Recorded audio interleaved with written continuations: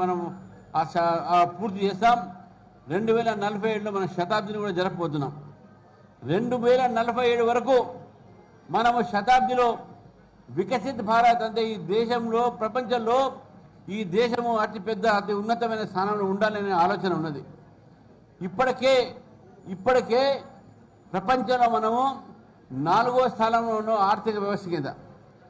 4వ స్థానం అంటే అమెరికా, రష్యా, చైనా, ఫ్రాన్స్ తర్వాత ఈరోజు మనం 4వ స్థానంలో ఉన్నాం మిత్రులం. 4వ స్థానంలో. ఈ ఘనత ఎవరితో కాదు. మనం అర్థం కాదని స్కూటర్లు వాడేవాళ్ళం. ఇప్పుడు ప్రతి ఇంట్లో 2 కార్లు ఉంటున్నాయి. ఇంత పెద్ద మార్పు జరిగినటువంటి విషయాలు మనం గుర్తించాల్సిన అవసరం ఉన్నది.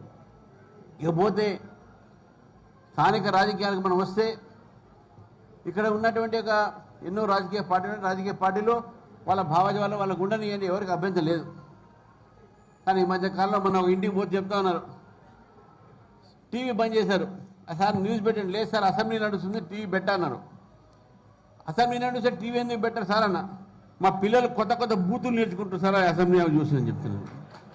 అటువంటి పరిస్థితి ఉన్నది. అంత దూరం ఎందుకు? మొన్న చూస్తున్నాం టీవీలలో. ఒక టీవీలో డిబేట్ జరుగుతూ ఉంటే ఒక పార్టీ వ్యక్తి ఇంకో పార్టీ లేచి థర్డ్ చంప మీద కొట్టిడు.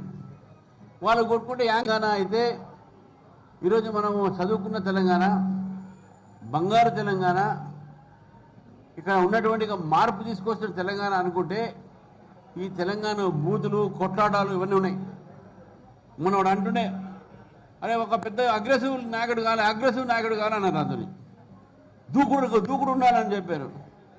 ఒక నాయకుడు అంటే రోడ్ల మీద పడి బట్టలు చెప్పుకొని నేను అగ్రెసివ్ చెప్పుకోవాలా? అవతల పార్టీని బూతులు తిట్టడం అనేది అగ్రెసివ్నెసా?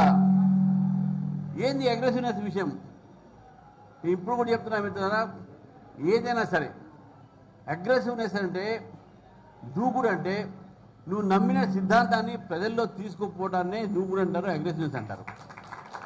నేను ఇతర సిద్ధాంతాలు నచ్చకపోవచ్చు, వాళ్ళు మీకు శత్రువులు కారు, మీరు రాజకీయ ప్రత్యర్థులు మాత్రమే. రాజకీయ ప్రత్యర్థులు ఉన్నప్పుడు వాళ్ళకు కూడా గౌరవం. మీరు ఏ పార్టీని నమ్ముతున్నానో, ఏ సిద్ధాంతం నమ్ముతున్నానో, నా గౌరవం ఎంతైతే నా కార్యకర్తలు ఇస్తారో వాళ్ళ కార్యకర్తలు కూడా వాళ్ళకి అంత ఇస్తారు కదా. మా ఇద్దరి మధ్యన ఉన్నది విధి విధానాల ఒక డిఫరెన్సే.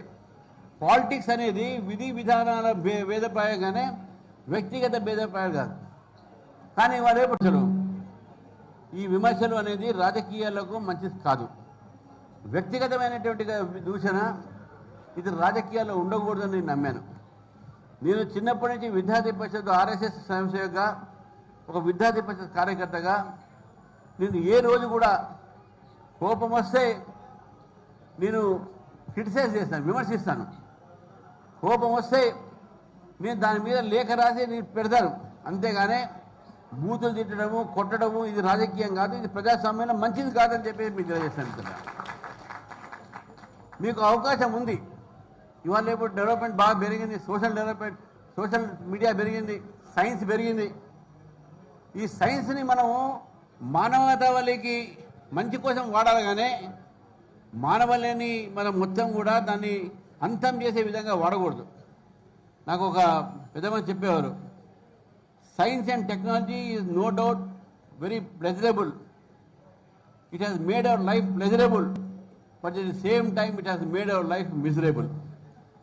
ఈరోజు సోషల్ మీడియాలో మనకు ఎంతైతే సూచనలు, ఇన్ఫర్మేషన్ ఎంత ఫాస్ట్గా వస్తున్నాయో అంతే దుష్ప్రచారం కూడా దాంట్లో ఎక్కువ జరుగుతూ ఉన్నది.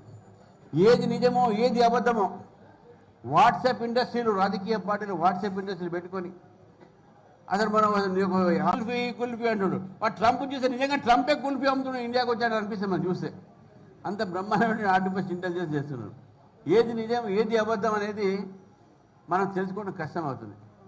చాలా జాగ్రత్త పడాల్సిన అవసరం ఉన్నది. ఒక రాజకీయ నాయకులే కాదు, అందరూ కూడా సోషల్ మీడియా అనేది చాలా జాగ్రత్తగా వాస్తవాలు ప్రజలకు అందిస్తే, యూట్యూబ్ సంస్థలు కూడా నేను కోరుతాను ఈ వేదిక ద్వారా, మీరు ఒక బాధ్యతతో పనిచేస్తే సమాజానికి మనం మంచి చేసిన వాళ్ళం అవుతాం. థంబ్నెయిల్ ఎవరు పెడతారు, మొత్తం వీడియో ఎన్నిదా చూసాము, దాంట్లో ఏముండదు. మళ్ళీ నిజంగా ఇది అవసరమా మన సమాజానికి? మనకు మొన్నటువంటి ఏదైతే ఘనత ఉందో, గతంలో మీరు చెప్తా ఉన్నాం మిత్రులారా, మన యువత మనకున్నటువంటి క్షమత, మనకున్న కెపాసిటీస్ ప్రపంచంలో ఏ దేశానికి లేదు. ఈరోజు ప్రపంచంలో ఏ దేశంలో పోయినా మీరు ఈరోజు భారతీయులే అక్కడ శాసిస్తున్నారు. మొన్నటి వరకు ఈ బ్రిటిష్ ప్రైమ్ మినిస్టర్ కూడా భారతీయుడు కదా, భారత మూలముడు కదా. అమెరికా వైస్ ప్రెసిడెంట్ కూడా మన భారత మూలమే కదా. ఫిజీ ఐలాండ్ మొత్తం ప్రపంచమే మొత్తం ఒక ప్రభుత్వం మందే కదా. మారిషస్లో కూడా భారతదేశం ఒక వ్యక్తులే కదా శాసించేది.